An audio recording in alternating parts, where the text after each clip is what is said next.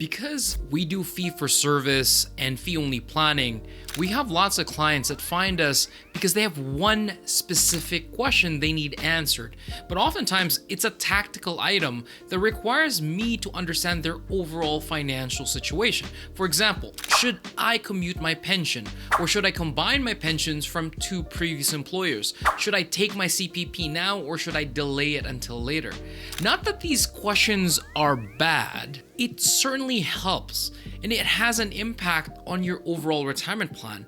But oftentimes, knowing the answer to these questions doesn't actually have a direct impact on how successful your retirement will be. Oftentimes, these questions are what I call presenting symptoms or presenting problems, which hide a much larger underlying issue. For example, the question about pensions is actually behind the uncertainty that most retirees have, and they don't really know what kind of income they can sustain or what lifestyle they can afford without running out of money. What I want to do instead is share 7 questions that you should have an answer to before you pull the trigger on retirement. These are the questions that a true financial plan should answer for you. Question number 1, can I retire yet? If not, when can I retire? When exactly can I retire at what age? Your financial plan should clarify when it is exactly that you can retire. We've had a few clients this year that wanted a plan because there may be layoffs happening and they just want to know if they can volunteer to be a part of it, or if they did get selected to be laid off, would they need to look for more work? Would they need to look for another job? Of all the clients that hire us and we end up giving them a green light to retire, about half actually have the tendency to go back to work with renewed enjoyment and end up working longer. This is because they now have the confidence that they don't need their jobs as much as they thought. They are now working because they want to and not need to. They have the power and the choice. So knowing when you can retire doesn't just give you the confidence to embrace the next phase of life, but it can actually make the last few years of working more enjoyable. The flip side is also true. At 60 to 65, you're likely at your peak earning years. If you retire or quit too soon, getting rehired for the same role with the same income could be nearly impossible. If you make the mistake of resigning too early, you could end up missing out on hundreds of thousands of dollars of income if you find out that you actually need it. So your plan should absolutely answer when you can retire. Question number 2. What income can I sustain without running out of money in retirement? This is certainly everyone's concern, and it's natural. Without planning calculations, you could catastrophize, and you easily imagine yourself living off of other people's goodwill and handouts and living off of cat food. So, you know what people do? They hoard cash, they don't spend, and they don't live the life that they deserve. It's unfortunate. Please don't do that. If you're the type of person to be watching videos like this, trying to understand how you can make the most out of retirement, the odds are you are already the type of person who is a diligent saver, and you likely have more than enough. So if you keep just saving without any goal and you just keep on deferring your lifestyle, you have a likelihood to leave too much behind, and that's also a sign of failure from a financial plan. If it doesn't show you how much you can sustain without running out of money, you can end up leaving a larger estate than what you intended.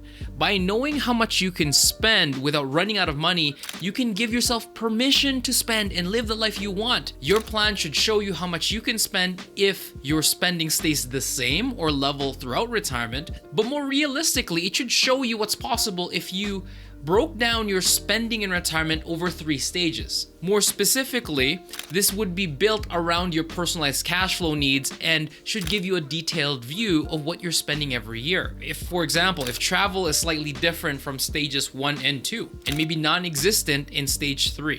If you have health concerns, ask for one scenario in your plan that analyzes what happens if you plan to spend more money for healthcare on the latter years. So your plan should absolutely answer how much you can spend if you have a flat spend throughout retirement, if you broke it down into 3 stages that's tiered down over time, or what if you ended up planning for higher spending later on. Question 3, what kind of housing can I sustain in retirement?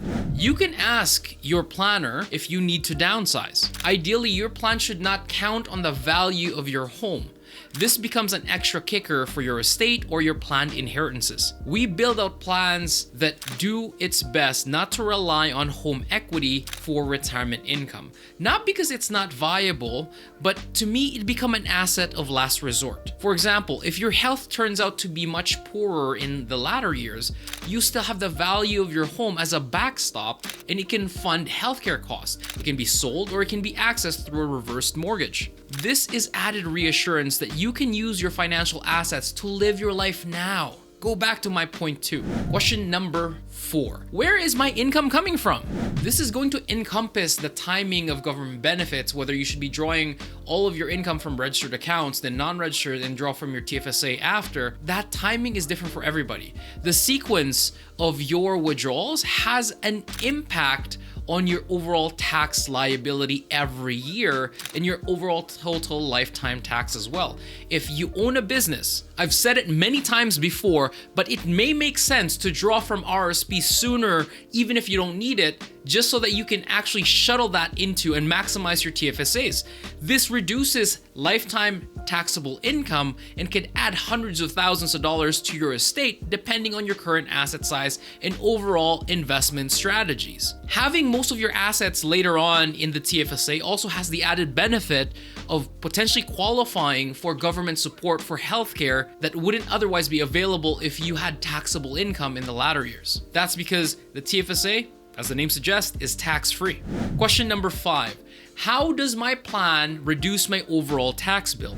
I've alluded to this in the last point, but your income strategy has a huge impact on taxes.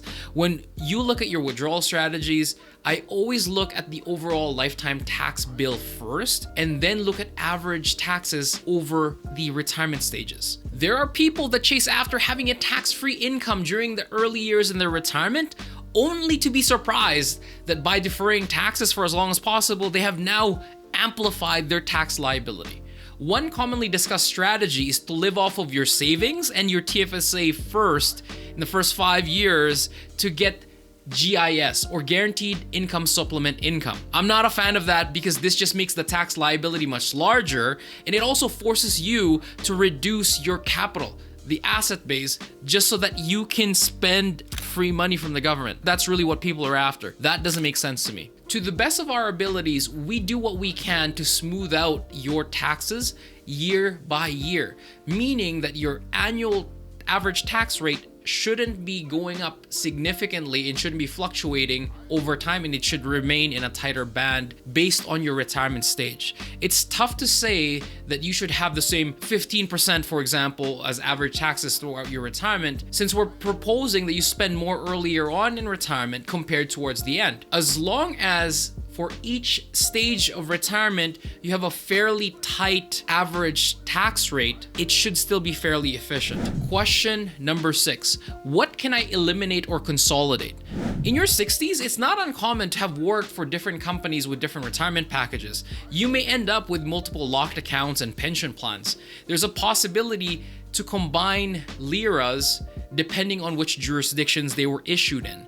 Pension credits from defined benefit plans can be transferred to your new employer if your new plan allows for it. For example, teachers who were part of the Ontario or BC Teachers Pension Plan can possibly roll those into a pension plan here in Alberta. A simpler plan with fewer moving parts is easier to adhere to. The same is true for investment holdings. If you have 10 different mutual funds, you better have a damn good reason why. Holding 5 balanced mutual funds from 5 different providers adds little or negative value, to be honest. If you look at the top 10 holdings for the balanced funds from the big 5 banks, they own virtually the same 10 companies. So there's no point to do that. Your plan should help you understand what you can eliminate and what you can consolidate. Question number 7. When do I need to update this plan? Your plan, at least the actual document, should tell you when it would require calibration. New information will present itself as time goes on. Tax rates change, for example, and your plan will eventually become obsolete. You need to understand the high-level recommendations from the plan, but also you should understand when they no longer apply. For example, you may have a plan that relies on you working until you're 65, but you just got laid off early at 63. That's a clear indication for change, right? But if you wanted to retire at 60, for example, and now you've been promoted into a role that you absolutely enjoy and you want to work longer, that also changes your plan.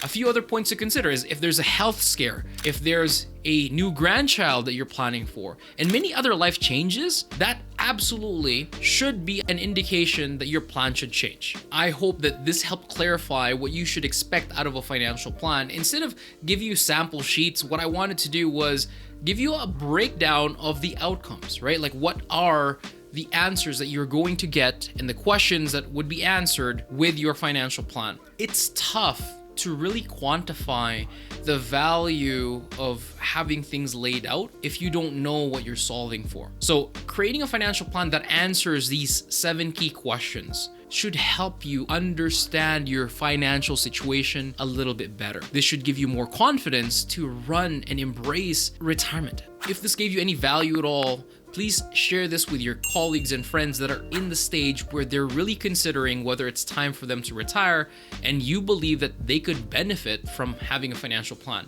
We have a video discussing what you need to look for when it comes to hiring a financial advisor and how you should interview somebody.